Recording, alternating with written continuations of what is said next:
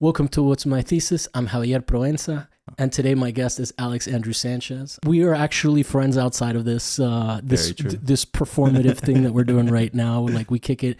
I mean, you have a kid, so we don't always get to kick it. You've got responsibilities that I don't have. Yeah. You usually get a call or a text if I'm out in the world. Yeah. No, but also our friendship has sustained some questionable overlaps between guests that I've had on the show. Oh man. So I appreciate that.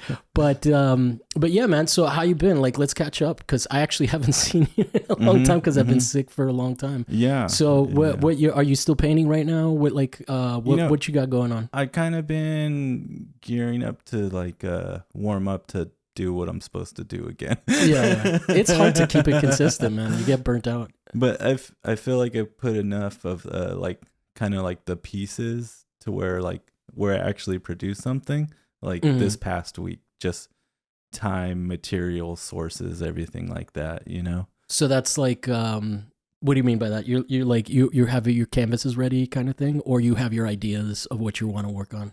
I have the stuff that I can make the kind of canvas I want to make. In the space I have and do it exactly how I want to do it. Okay. Yeah.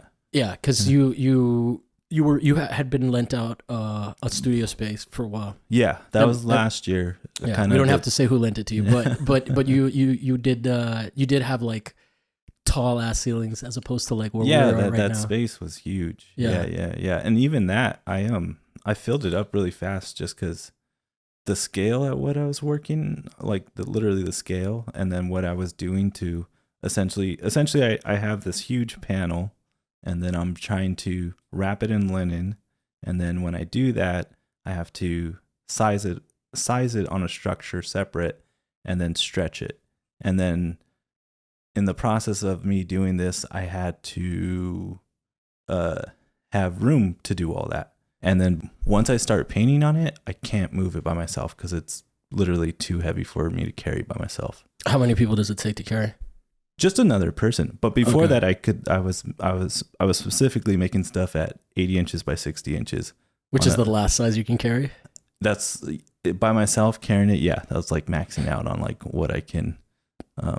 You need to hit the gym, bro. Get them gains. I mean, the next time I make one, I'll make you carry it around and see how you do. You're also a parent, and your son is in a pretty specific age. Yeah. And these are the last few years that he's going to want to hang out with you. He's a rude dude with a tooth. Yeah. Well, how old is he now? He'll be 12 in May. 12 in May. Yeah. And then he's going into the 6th grade, right? Yeah. Middle school.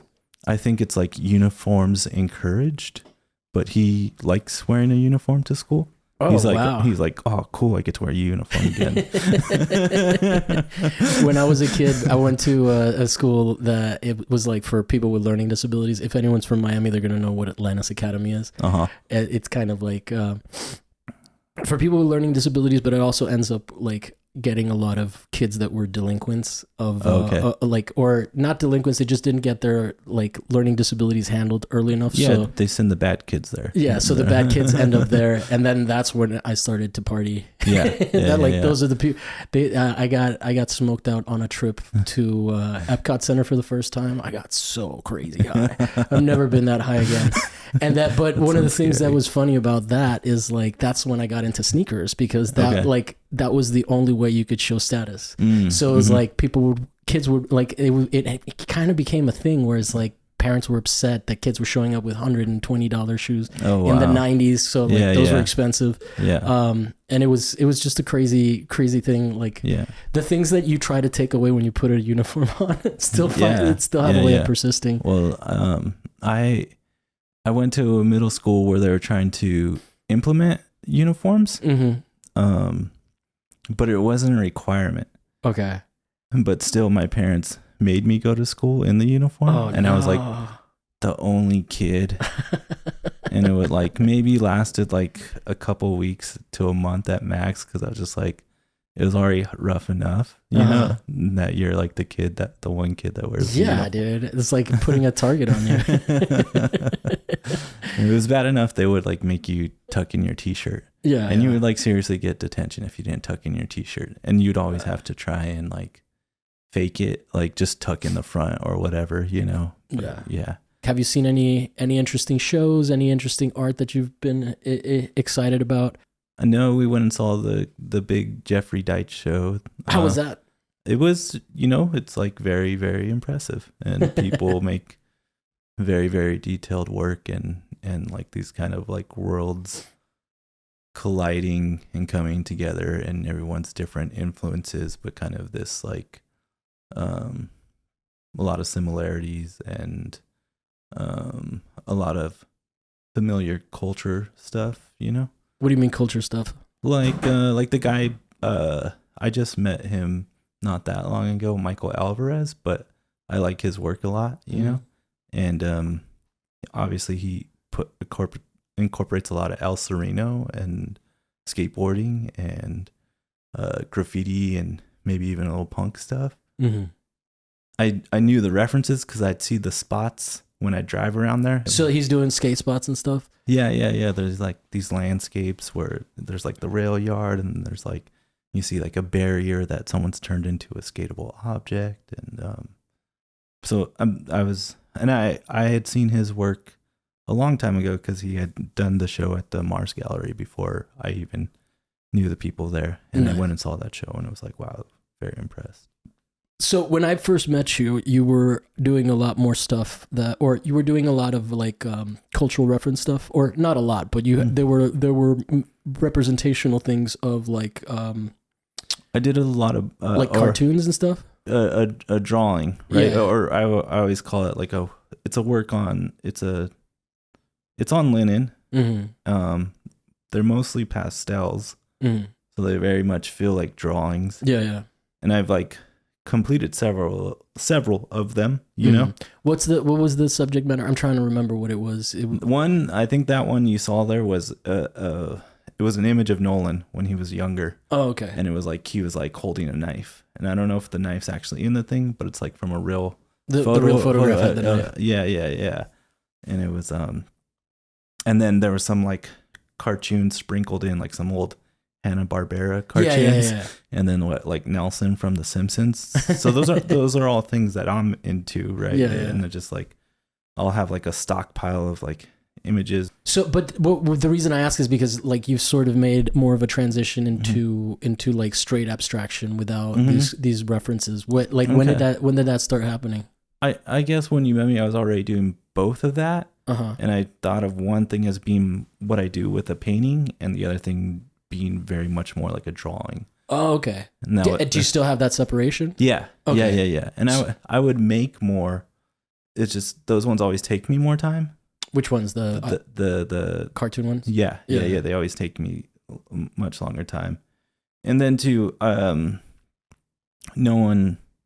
people when they do studio visits, it's whenever you give people like different things, it always seems like it's hard for them to accept, like you either have to pick one or the other, you know. And maybe that's not true for everyone or every instance, but I know that I've experienced that. So then, do you experience that with people that are maybe looking to show the work, or with studio visits with other artists? No, with other artists it's very different. It's always so much easier or nicer doing a studio visit with an artist, you know. Yeah. Because they want to see everything. Usually they want to talk about the differences, and with my experience with commercial galleries is they're just trying to get you to do it to be as easy as you can, you know, with like, well, this one's great, so make 10 of them. You know.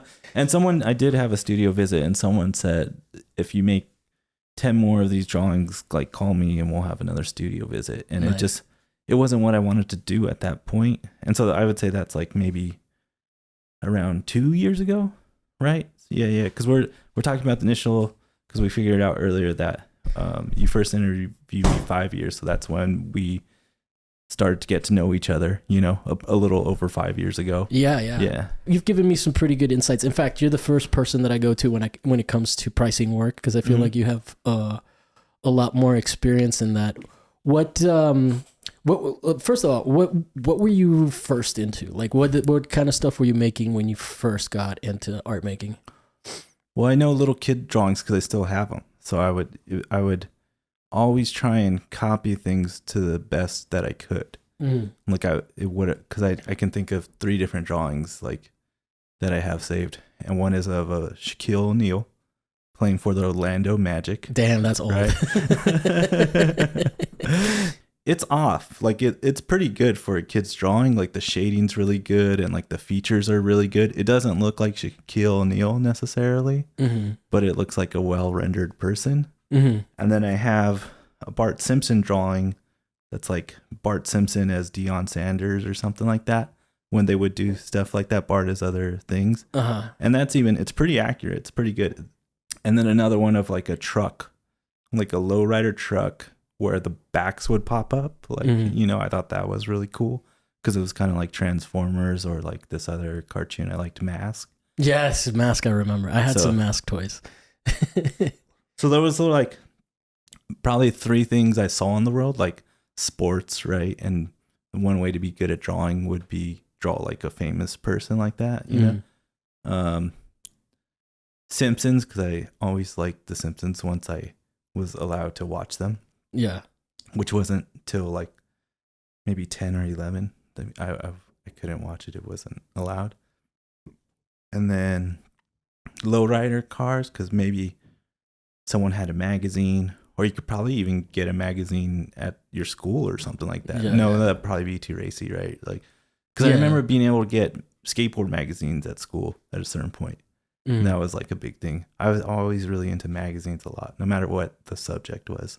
What a sad world we live in. Because like, you know, like it's cool to, like I remember I used to just end up having collections of magazines. Yeah. And I would just, someone once asked me if I was like a serial killer because I would have all these clippings laid out for collages and stuff. And that fodder is gone, you know? Like I remember in school, they would just bust out all these National Geographics and be like, here, make a collage.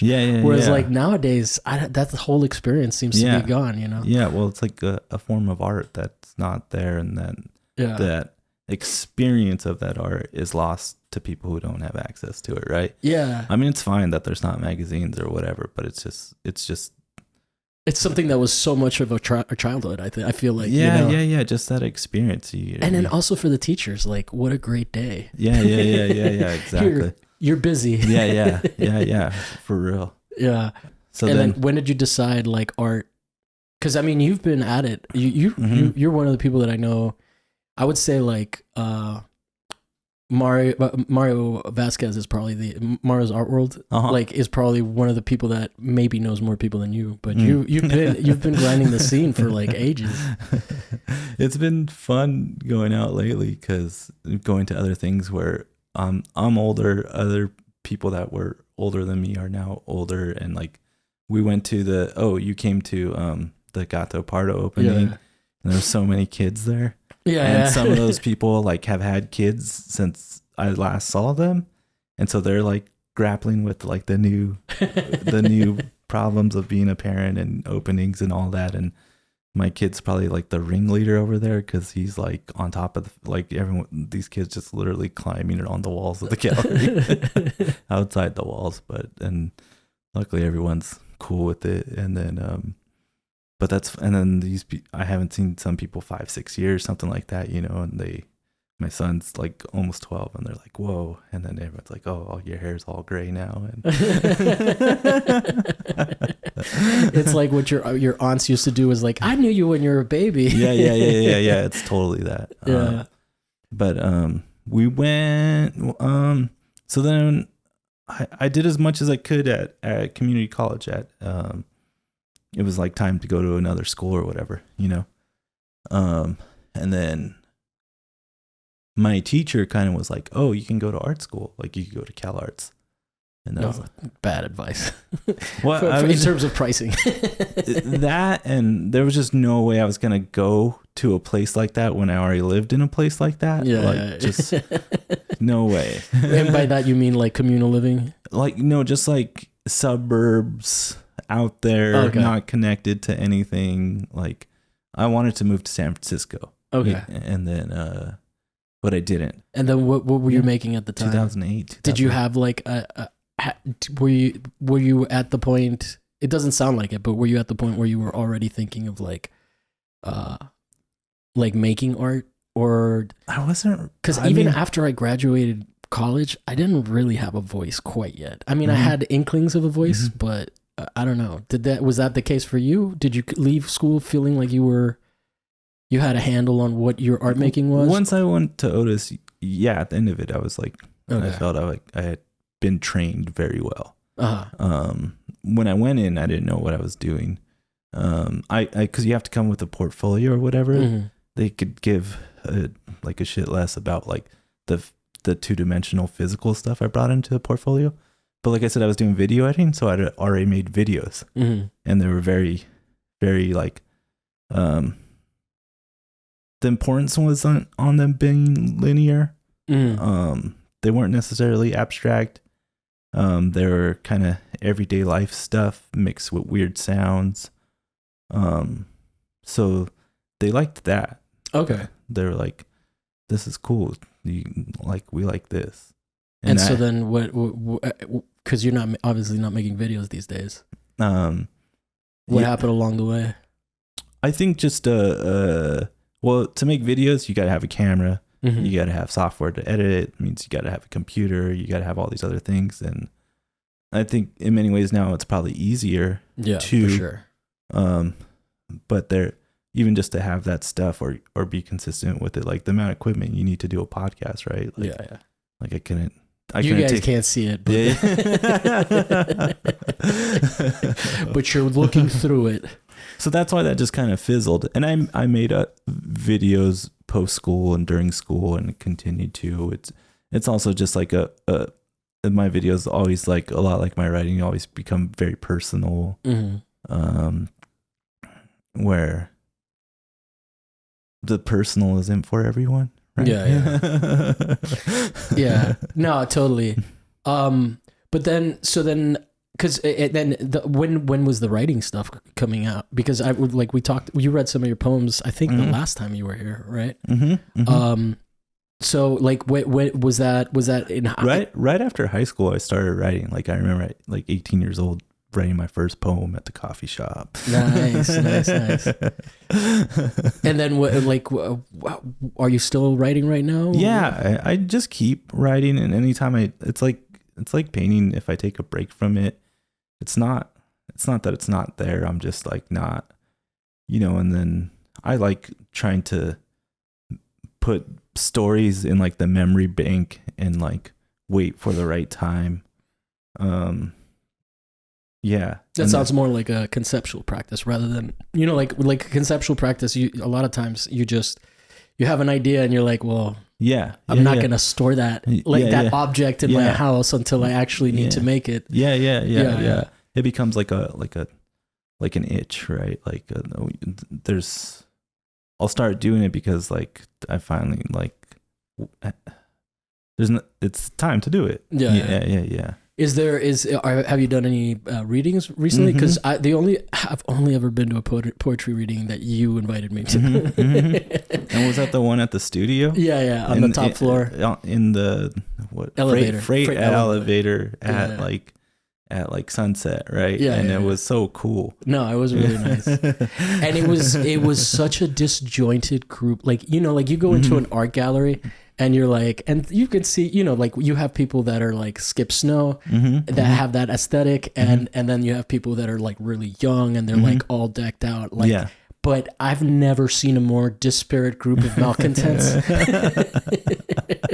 Writing does that because it brings out it doesn't always have to be angry, but like people with something to say. I say malcontent as a joke, but I just meant like misfits. No, because I know who you're talking about. They're all my friends. You're not wrong. But it was crazy because it was like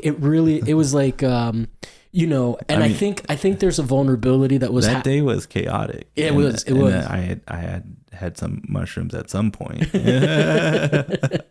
but what was interesting to me about it is that you saw people whose styles were completely different. You know, you had I always remember the woman that kind of rapped, and then you had other people, but like everybody just was so supportive and so loving, like, which maybe like on a level that the art world maybe isn't, you know, like the visual art world is like supportive and nice. That's what I like about that. It's a lot more vulnerable because people want you to be good. Yeah. You know, and it's hard to be a performer. Like, I think when I was younger, well, man, I started writing early when I was in like elementary school, but then performing it, I would do plays in school. And then I remember when I would be a good reader in front of people, right? And reading my own stuff, but that I would almost get to tears every time because I was it would make me so emotional. But I would get through it. And then later in life, it becomes so much easier, you know? Do you feel like the abstraction stuff is a little bit less personal? Because it's pretty, go ahead. No. I don't think it's probably even more personal. Yeah. I was going to say. Yeah. It's proven to be the audience is, it's very mixed feelings. People sometimes really hate it. Like, what do they say when they hated it? I could think when I did have the studio downtown, and one of my friends that, has a gallery that came, and it's very nice and usually comes and does studio visits, and you know, is always very supportive of my work. And the first two I made, right, like they're big, and when you came to they're a lot to handle in person, right? Yeah. And the first one I made was really literally dark, like there was all this dark paint at the top of it that kind of loomed down, and I did that very intentionally, you know. And a lot of it too was I guess because I was thinking about this yesterday, you know, the people were like, do you want this space? Can you do something in the space? Do you like this space? Can you produce work in there? And the answer is always yes. Yeah, they're like, there's no windows, the lighting's bad, you know. Yeah. Like no windows, more walls to hang shit on. I'm gonna get so much done. Can you make it bigger? And I was just like, sure. Like you have the right answer. You always say yes, right? But the whole time I'm like, I don't know. So that was the biggest you'd ever worked? Yeah. And especially those, I'm like always like, I've made so many bad ones, or like, and I've sold bad ones, and I sold ones I didn't like, and it's like, that's not my job. Like, you know, my job is to get better and if I thought I was bad at it, I would quit, you know, but I know I have something to offer that most people couldn't do or couldn't replicate, you know? And I remember at that time too, I was just like, I had to, because there's been times where specifically white and black, like it's a very loaded color for me to put into the canvas. And even when I started out, like, you know, I was painting on panel, and now I'm painting on linen.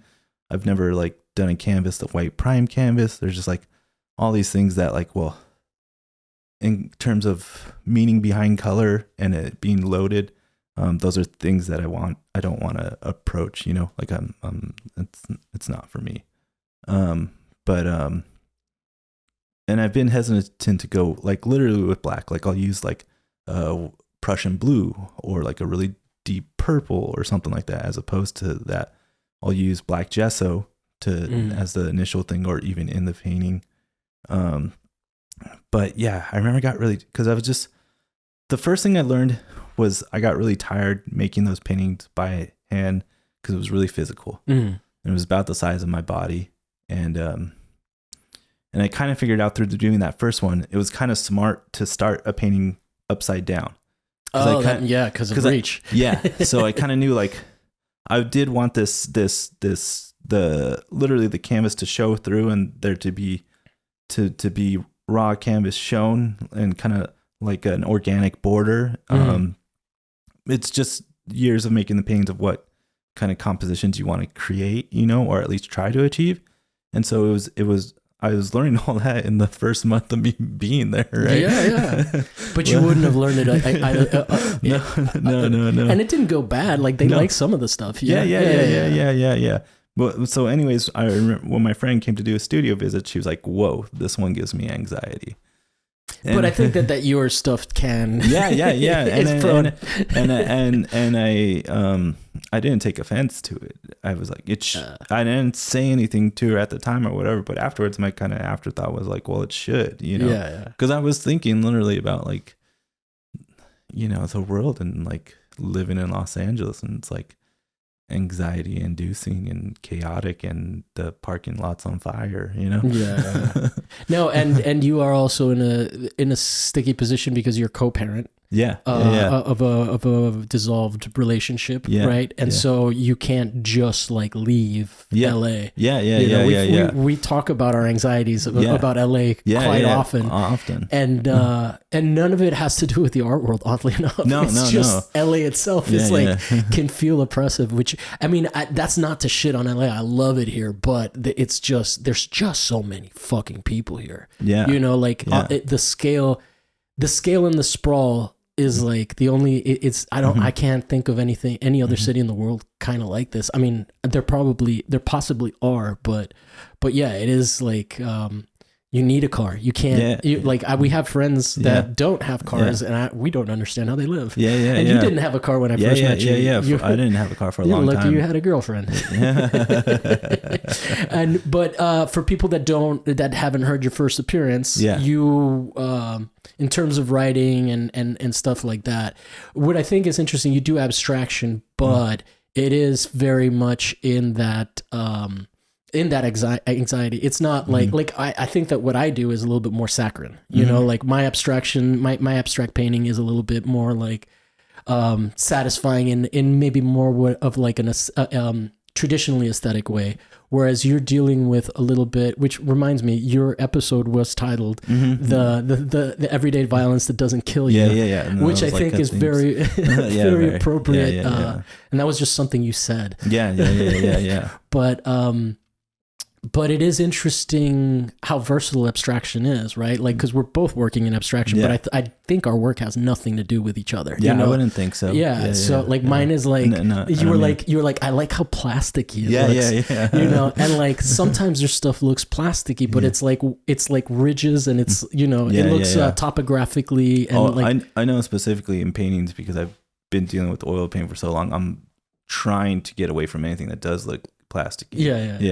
And because it's all about texture and the color and all of that, and that's like I know as a technician from making those paintings what looks good. But you also have a lot of technical understanding about just materials, right? Again, you are one of my material mentors. It's funny like that. I ask you a lot about what I need to do to sort of, or what do you what my work would benefit from, and you always nail it. Like at first I started painting on paper, and it was cool, but like you were saying, I hadn't seen them in person, and you also were like, I can teach you how to gesso evenly, which I didn't take offense to. That's fair. You know about that shit, but yeah, to me, to like all of these things are interesting in terms of like.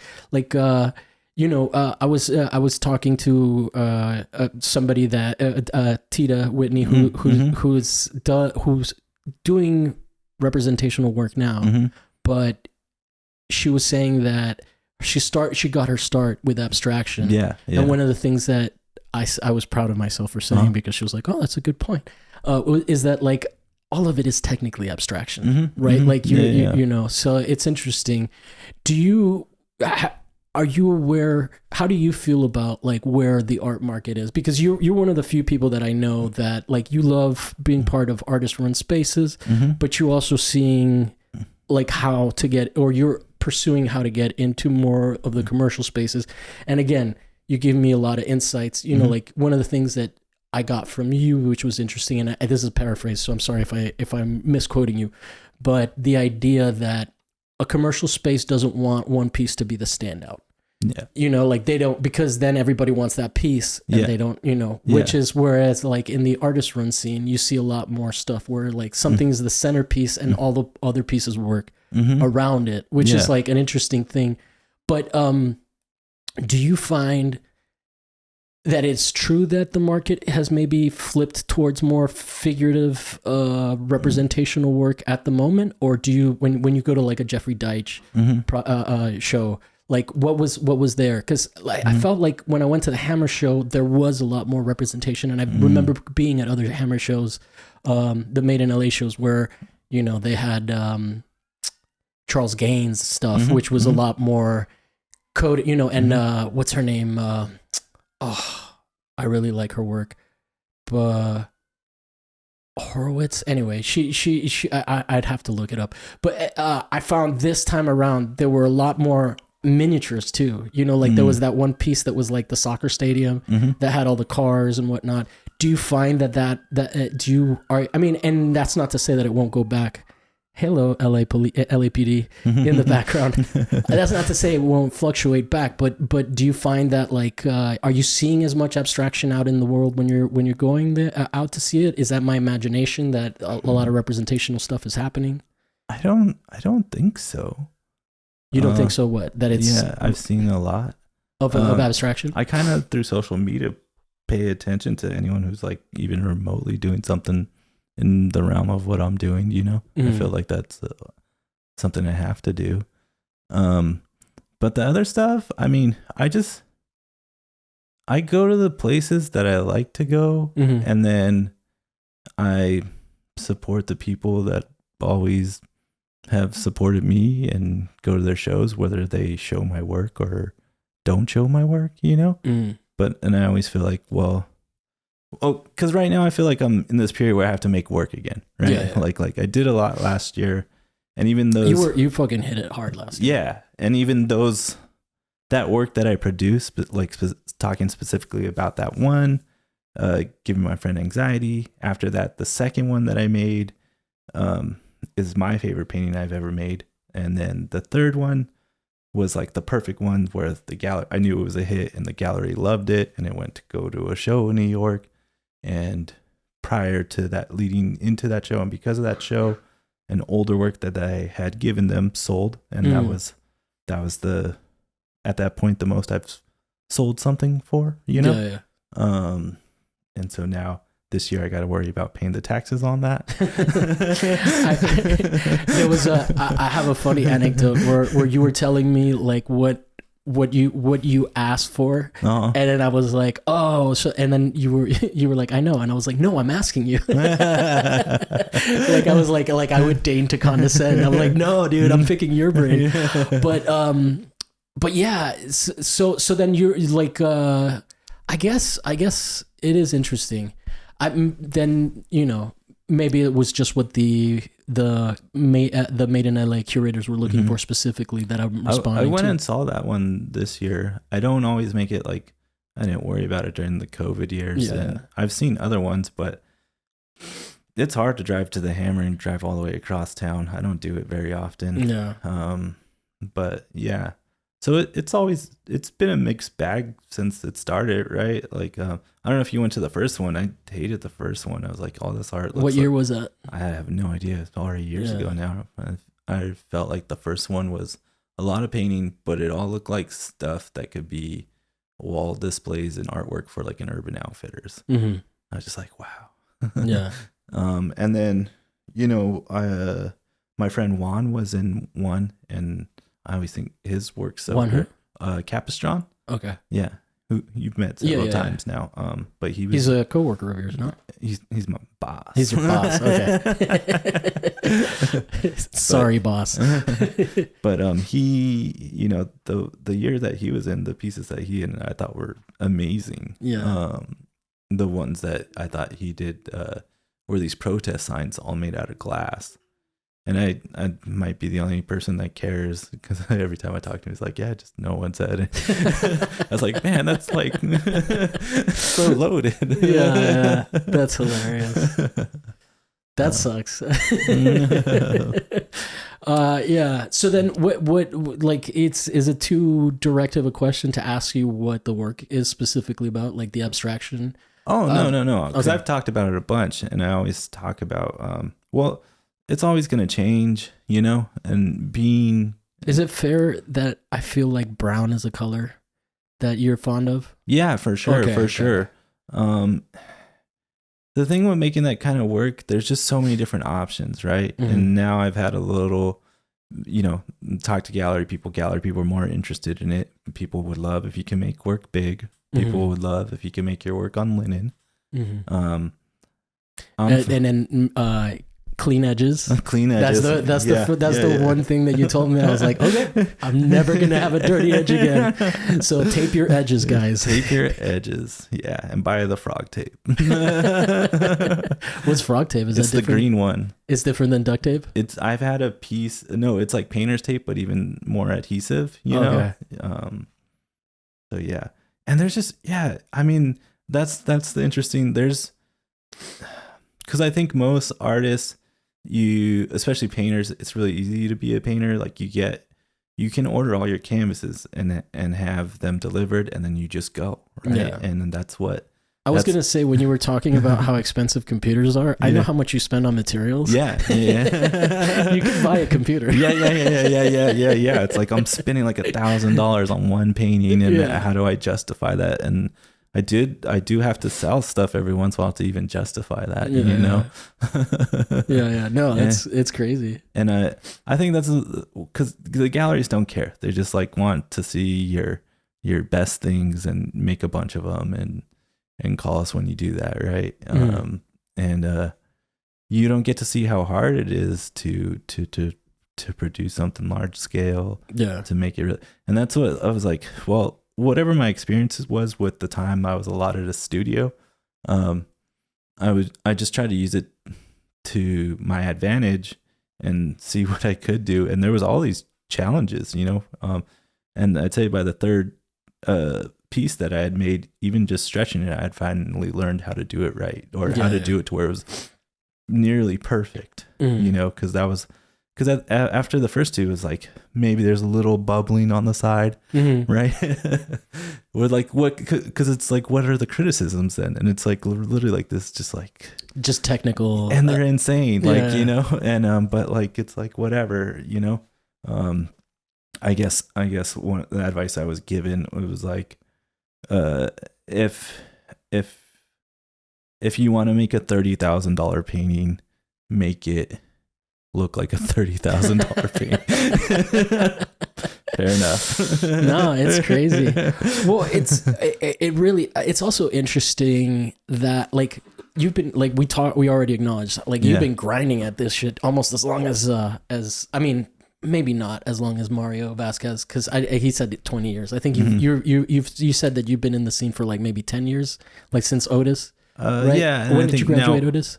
2010. 2010. So like 14 years. Yeah, and that's like where, because we met 5 years ago. So now it was 10 years, and now it's closer to 14. But I mean, dude, 10 years is a long fucking tenure. Also, everything was so different then. Everything was, there was so many more artist-run spaces. Not a lot of New York galleries yet. You had like Regan Projects and Blum and Poe and all that stuff, but it just felt much more tangible to be an artist and not really have to, always be selling your work or make a lot of, I don't know, just like and people didn't think LA yet was really that important or like a cultural center, Yeah. Do you feel like the Pacific Standard Time shows did a good job in changing that perception?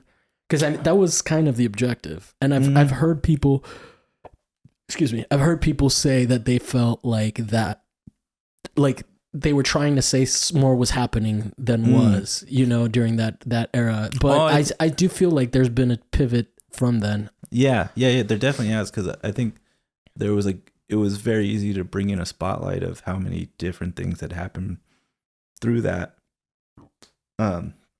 where we should. I'm never drinking beer on this podcast again. We're burping like maniacs. It's been like 2 burps for each of us, so whatever. Suck it, audience. I like the way you talk to my audience. It's Saturday. So anyway, sorry, I cut your flow. No, it's all good. I think, yeah, that brought a lot of, like, there's so many rich histories in that, but I think it kind of, yeah, it's shifted. It cuts off there, you know, because the people at the box are still highlighting a lot of that stuff, you know. But I heard it comes back next year or soon, and there's they're doing another one? Yeah, that's cool. So but everything I saw out of those was, yeah, I mean, you know, a learning experience, and there's so much rich history. Yeah, I think it's like a history that most LA people maybe didn't even know when it came out. It was my impression. Mm. But at that point I had only been here 4 years. So yeah. That was like around 2012. Yeah, I was just like just graduating school and moving downtown, and then after that it just seems like more stuff has happened. Do you feel like do you feel like the COVID was also a breaking point for that transition into like less opportunities, less showing opportunities? Yeah, for sure. So I think now my what I learned through that was that, you know, you still got to make the work. No one's going to make the excuses for you I mean, that's what's important, right? But then too, just like, yeah, you don't have to go to everything, and most of the time you're going to go to a gallery, and depending on where it is, there's going to be no connection, you know, there's going to be no connection with the people that work there or even the art they're showing. So just find where you even like hanging out with the people that either run the space or whatever, you know. It's just like, it's a job. These people it's a business. They're trying to stay in business, you know. Mm-hmm. They're not trying to, I don't know, whatever. It's not as mythical as people think. Yeah. It's just a business. Yeah. Exactly. Like, there's not the secret sauce that you're missing. No. The secret sauce is selling. Yeah. And there's so many more things that go into that, you know, than just, do you think you're an interesting artist, you know? And I think, like, if you think about the way that people that buy that art versus the way that people that are artists think, like artists are maybe less focused on something being an investment, you know, like, whereas like if I buy a piece of art for $30,000, I'm going to want it to hold value. Yeah. You know? Yeah. And then there's interesting stuff that happens when when people auction stuff and then prices drop or prices. Yeah. I heard a story. I don't know who told me this story. It might have even been on the podcast, but someone was upset that their stuff was being auctioned off for like twice what it sold for. And I was like, well, isn't that a good thing? And then I don't really know how that works, but I my general understanding that isn't good. And it isn't a good thing? Doesn't it bring up like all of the values? Yes. But if they keep doing that, and then, cause you can follow those news, but it's also like, that's when you're really like, it's a business, like, cause I don't even know who these people are that this happened to, right? Yeah. You can know locally, right? Like you see people who go, I think I've seen that people who showed or had artist run spaces and kept going at it and then kept doing the thing the gallery wanted them to do. And now they're like a represented artist, and they show at a gallery, and then that gallery helps them get a show at another gallery. And then you got like 3 galleries backing you, and then let's go to market and see what your work is worth. But I had that was a big, because I don't know everything at all by any means. Yeah, but you know more than me. So. But that was one of the best things that was kind of more information, because you can't get it until you're in that position. Was where like that was I knew I was going to be in the show in New York, and it was so up in the air as the final date, and I really wanted to go to the show, and just personal life things, it didn't happen. And when I found out when the show was, I couldn't afford to like drop my life and fly to New York for a few days and hang out and have a place to stay and then come back. And it just wasn't financially feasible. It didn't make any sense in my life. And I was kind of disappointed that I didn't make that happen. Right. But I had talked to another artist friend who was like encouraging me to meet more people at the gallery that I was showing at and know more of the business side people, which I think still is something I could work on, Yeah. But it's not as interesting, right? No. I mean, I will go with you. I will be your wingman and learn it, and then you can you can be the artist. No, I really am interested. Because I've been doing this for 5 years. I started off obviously and this is not my art career. This is my podcasting career. Yeah, and like obviously doing this, I'm getting access to people that I wouldn't just show, trying to sell my work to them, right? Yeah. It's almost like but I really do find that stuff interesting because it is so nebulous and nobody talks about it, I guess that's why I'm always hesitant to kind of, I don't like speak on it. Speak on it is fine, but on the other part, like I'm not trying to get too involved heavily, I want to, that's what I think it's smart to think about where you want to show and what that means, where you show, like what caliber of art do they show, and what does that mean for the kind of work you got to make. You can figure that stuff out really quick. Yeah. So I was waiting for the Instagram post, right? Because I knew that was going to be like, I told people, but I knew that was like going to be it's a badge of honor. Yeah. And it's going to be like a big deal, That's even like getting the product or the photography from the gallery shop of the work that they have, was really important to me.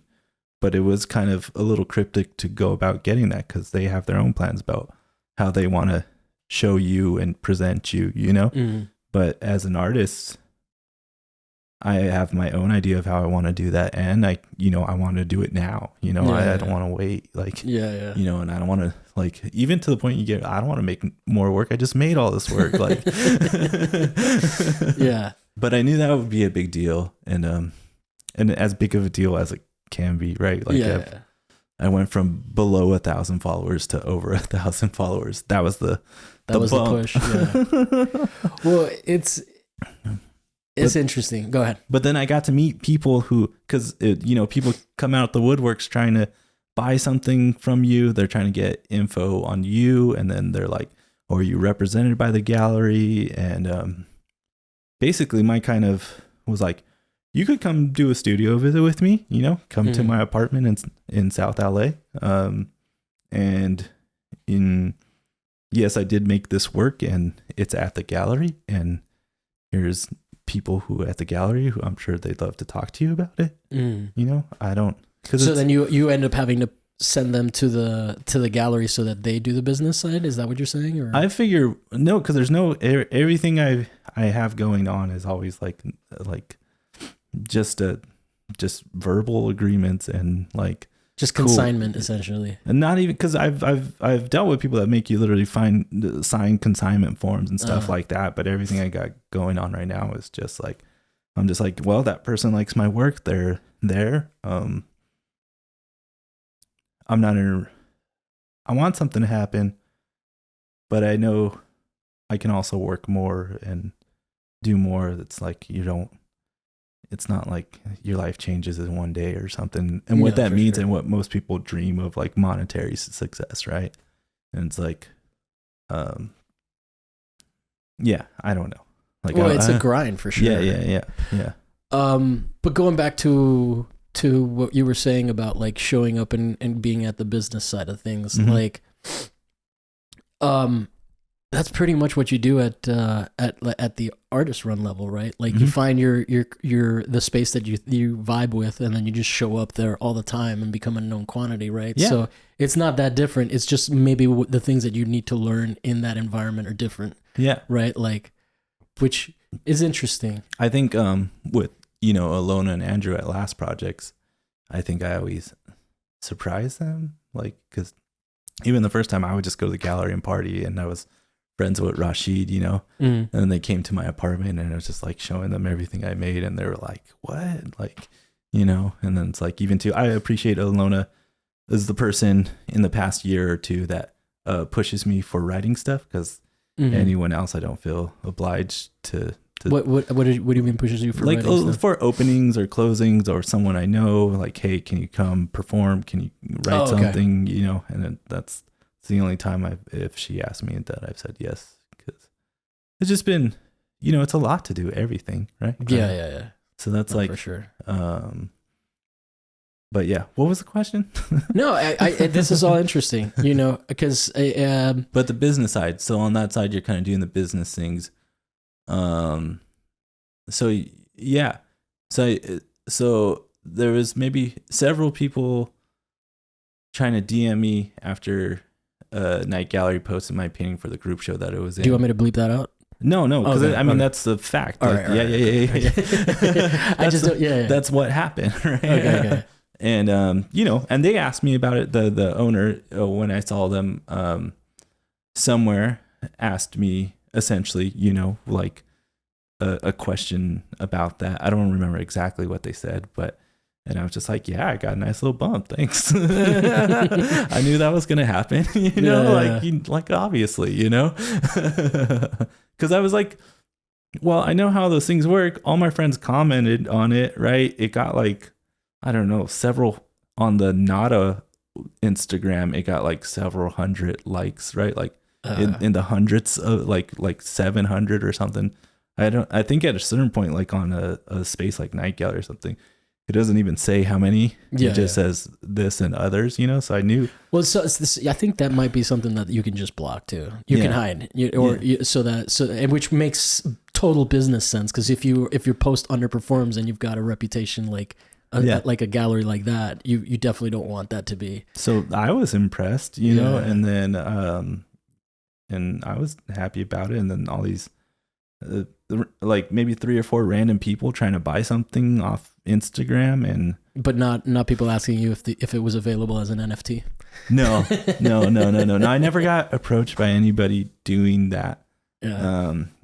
And I just don't think I'm around people that would be interested in doing that, you know? Well, I think those are just scams.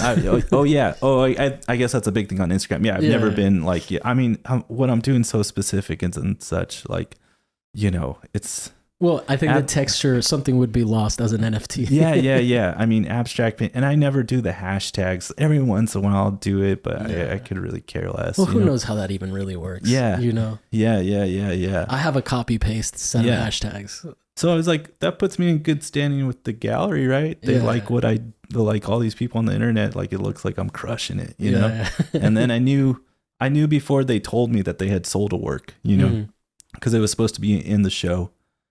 And I saw the install shots of the show. My painting was nowhere to be seen in there. And then my friend Juan was in New York, and I asked him to go see the show for me, just snag a pic or whatever. And he did that, and it wasn't there. And I was like, I bet you it's sold already.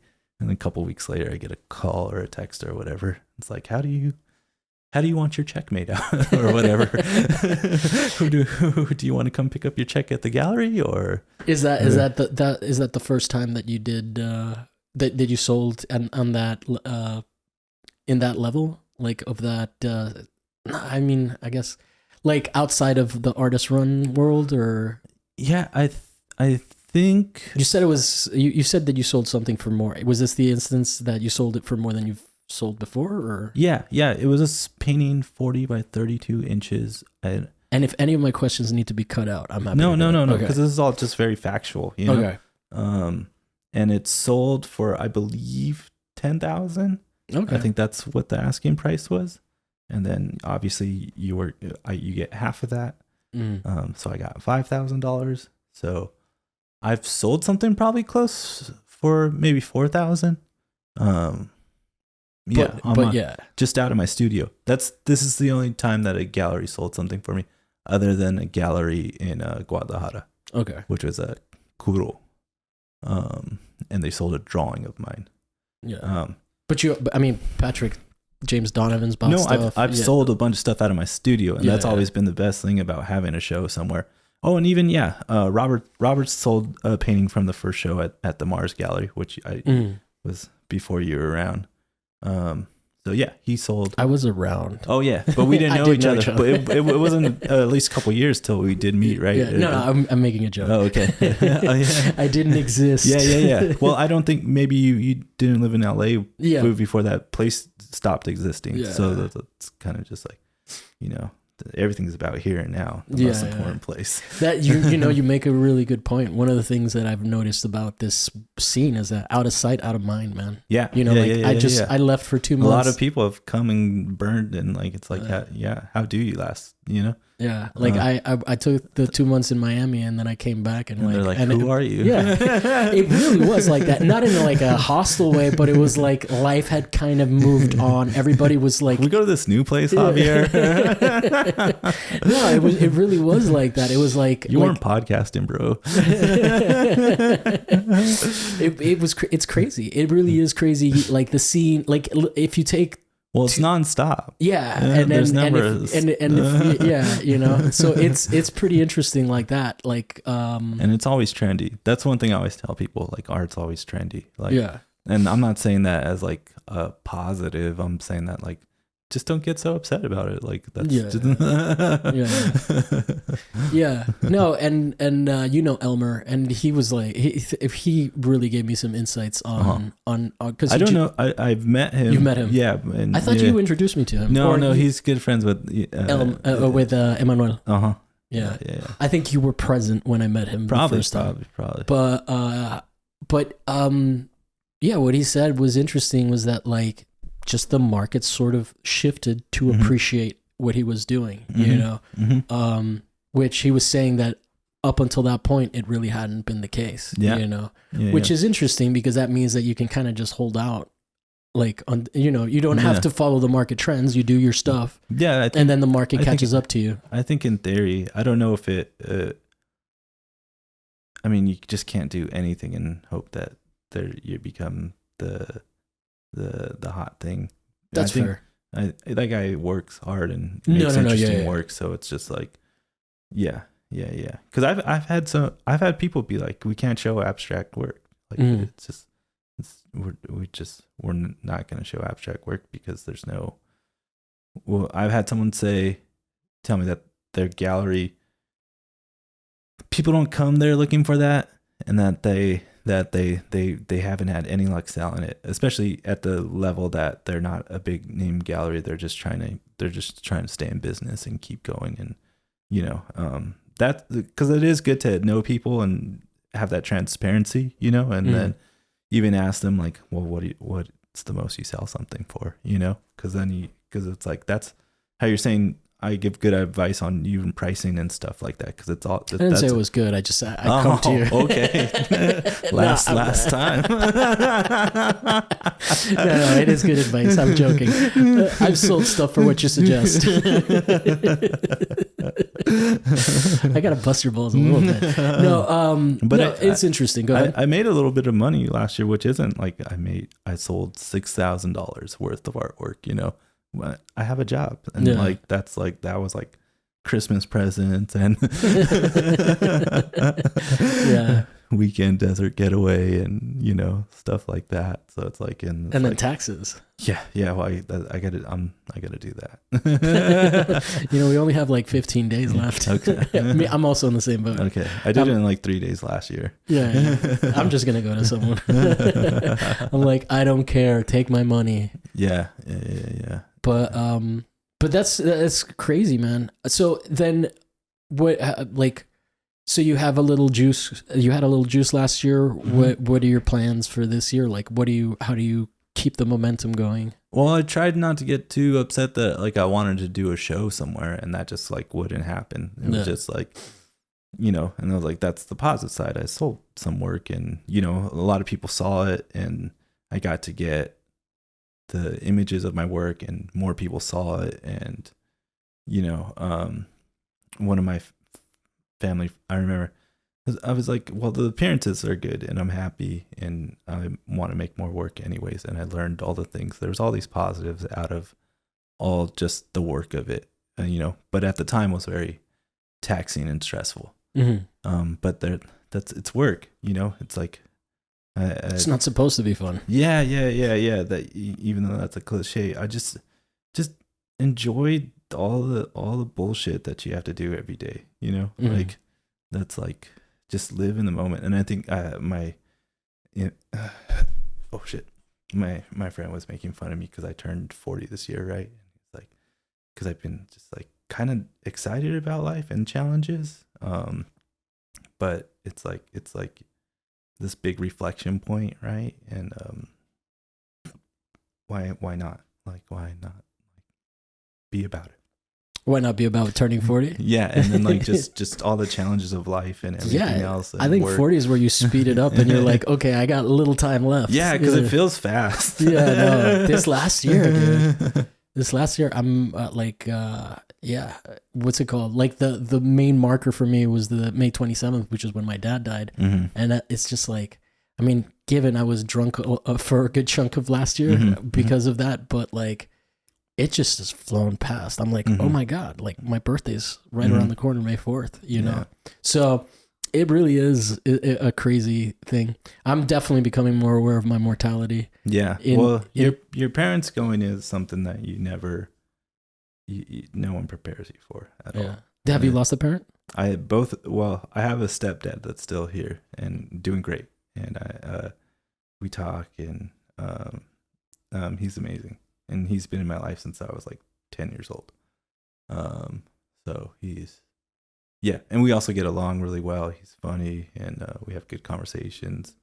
But my mom passed a few years ago. Oh, I'm sorry. And through complications after having COVID before we had vaccines even. And then my dad, biological father, passed away when I was 15 from a car accident. Oh, wow. Oh, dude, I'm so sorry. But that's a rough one. Who I had met and was a little bit in my life, but hadn't been for very long at that point. And then, so it was just me and my mom till she met my dad and then them two. Man, even that was really heavy, especially on my birthday, just thinking about it. And, the mom was a hard one, you know? Yeah. Oh, I'm like, I recently actually went therapy yesterday for the first time. Yeah. And I was like, I straight up told her, I was like, I don't know how I'm going to deal with my mom dying. Yeah. Cause it's going to happen. Now it's more real, right? Yeah. It's just like this thing, but. Well, I thought my dad was going to live until like his 90s. Cause that's where my grandparents hit, you know, my grandfather and my grandfather on my mom's side were like at over 90. You know, 94 and 101. So anyway, we don't have to talk about the. No. What's it called? Probably a subject I'm trying to avoid the most, but it is significant. Yeah. No. And even because I talked to you throughout, when you did back to Miami and you've been leading up to that, we went to see Fast and the Furious. Oh yeah. And so, that's when I that was like, I told your son, I was like, you ready to see a grown man cry about cars? Yeah, exactly. So it's, I never even had the opportunity to be like, I'm also in the club and like, it is significant and we are both around the same age and all the stuff, where it's just like, and it's, you can't just not talk about it. Maybe you don't want to talk about it. No, it's fine. I mean, I'm pretty open about that stuff, but, I'm probably too open about it. I'm eventually going to catch up to me as censorship gets bigger and bigger. They're like, 10 years ago you said this. Well, how is that? Because I think most people listen to your podcast. That's where you get the most, right?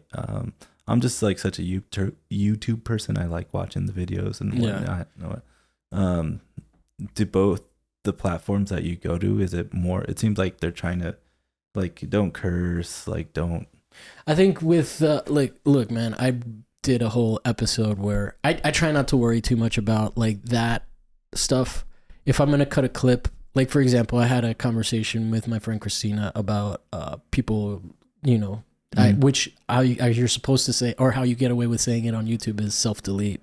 I didn't censor any of that, but what's it called?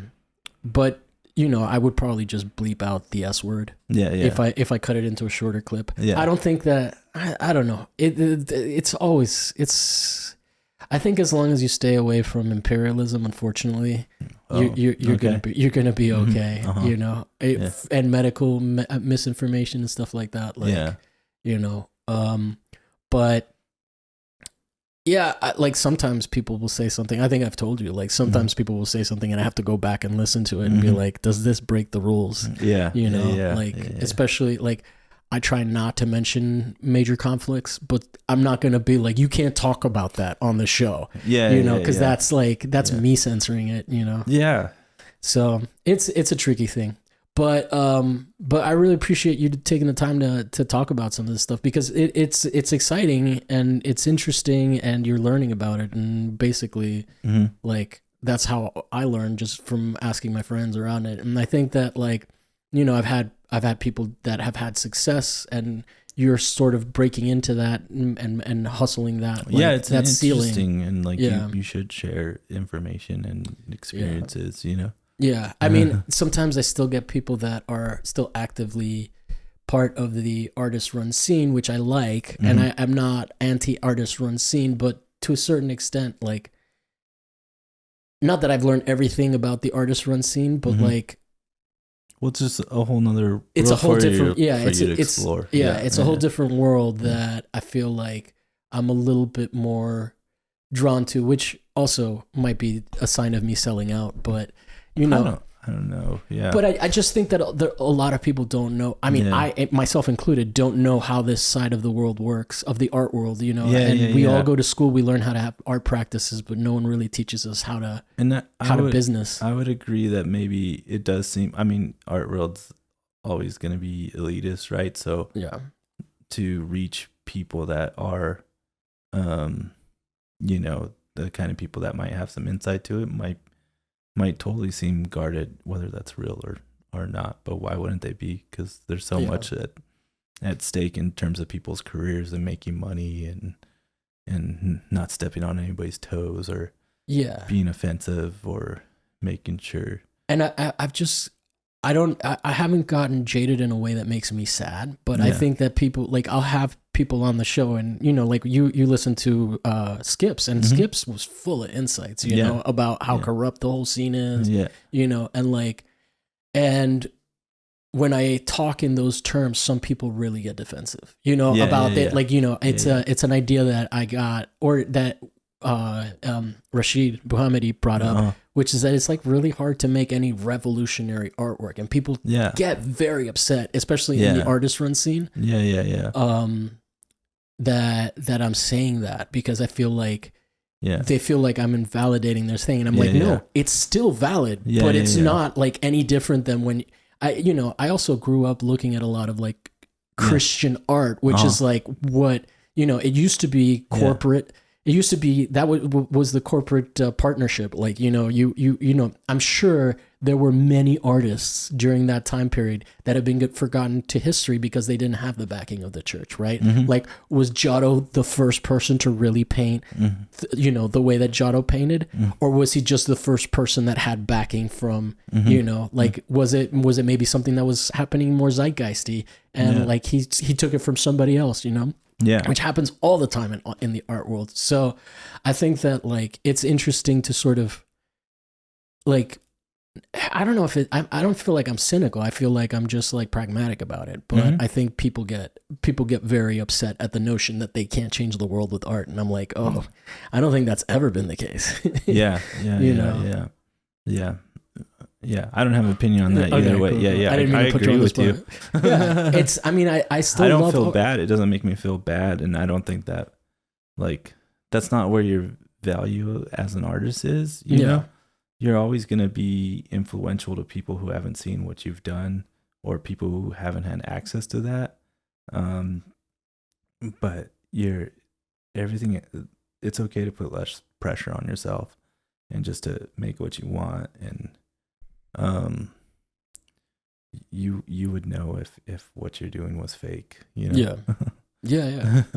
Yeah. I never worry about that stuff anymore. About being fake. Yeah. Or just, I mean, like, I know it could even be a point of privilege to have a certain amount of validation, you know? Yeah. So it's like, why even, fuck, dude. Yeah. Well, I mean, even just like, you know, I know you have a hard job and that you work hard and you have a day job and all of that. And I know a lot of people that I have on the show have that, but at the same time, it's like, there is still a privilege to be able to take some time apart for art making, right? Yeah. Like even though you are a working class person, you still have that time to dedicate to artwork as opposed to somebody that absolutely doesn't. Yeah, yeah. Even when I'm not saying I'm making stuff, I'm still making stuff. You know, it's just now you kind of you get different parameters, right? Like I know what's over there and what's over here, and if I want to go this way or that way, or if I want to make small drawings or whatever. It's just like there's the more information you have from experience, the more it's just going to benefit you. You know? Yeah. Anything that we can promote for you? You're at. Do you have underscores? I don't know. I'm sure if you put Alexander Sanchez with spaces, you'll come up. I think it's an underscore in between everyone. Yeah, and I don't have anything to promote at all. No. It's okay. And then if you guys enjoyed this, like and subscribe, rate us 5 stars on YouTube, and we'll be back with another guest and another topic that may or may not be art related. Although I've been trying to force it onto the art related stuff lately. Like, all right, let's not talk about your childhood. Let's talk about art. Yeah. But yeah, man, thanks again. And thank you guys for watching.